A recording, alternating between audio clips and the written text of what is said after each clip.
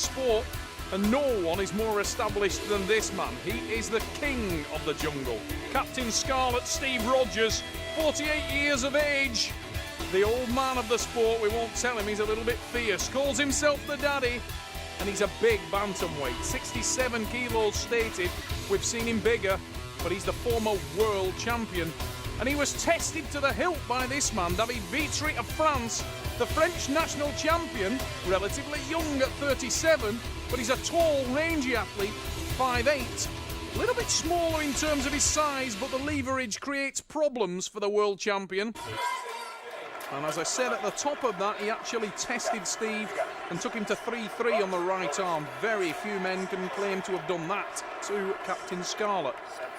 Rogers in the red shirt, Vitry in black, and the Frenchman came into this match supremely confident, talking to him before the show. He was very much looking forward to this. Felt like his left arm was really firing at the moment.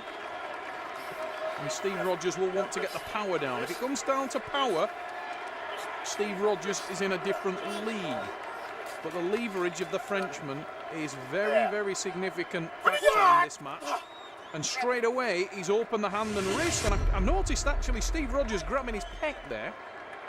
The enormous pecs of Steve Rogers. This guy bench presses crazy weight for a man of 65 kilos. He can easily bench press over 150 kilos for reps.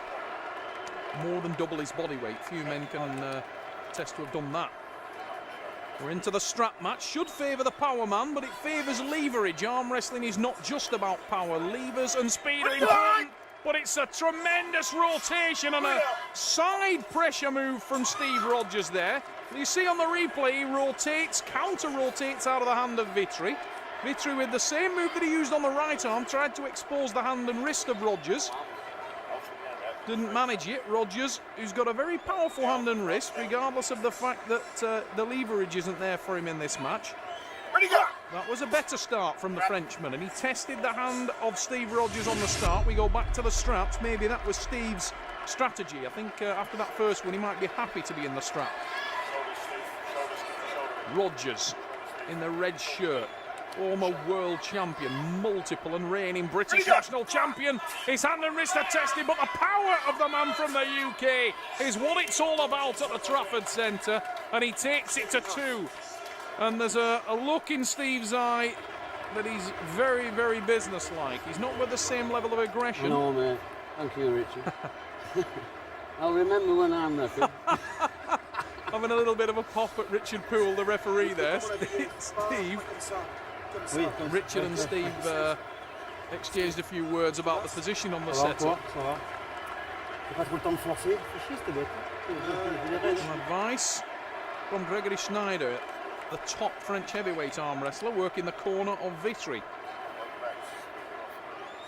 And again, Richard Poole straight on the back of Steve Rogers, trying to make sure that he's positioned fairly. Very, very impartial ref, Richard Poole, an excellent referee. We slip and we go to the straps, with Vitry being in a dominant hand position again, however. And that will concern Steve Rogers. He won't want to give away anything more than he needs to.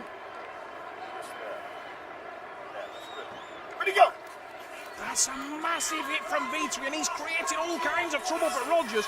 But look at the power from Rogers as he drives down. And that's the Steve Rogers we know.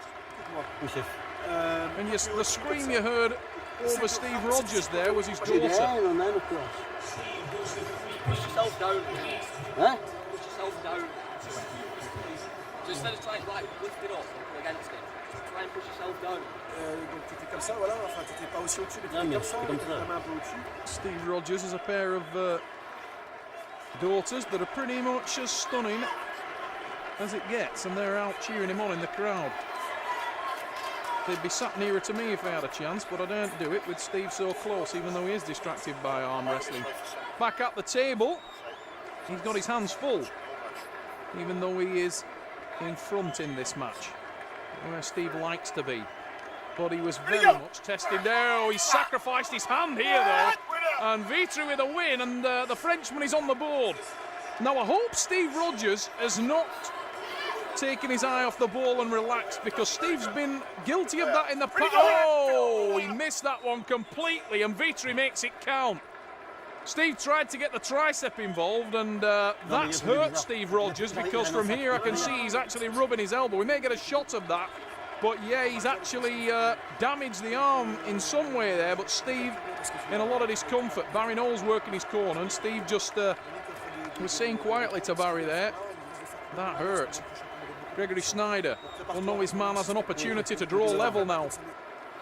Has Rogers done a lot of damage there? Because if he has, this man from France will do the double in terms of taking him to the draw. Rogers looks a little revved there, but you can see he's struggling with the power, and it's a renewed look of confidence on the face of David Vitry. Rogers is in trouble.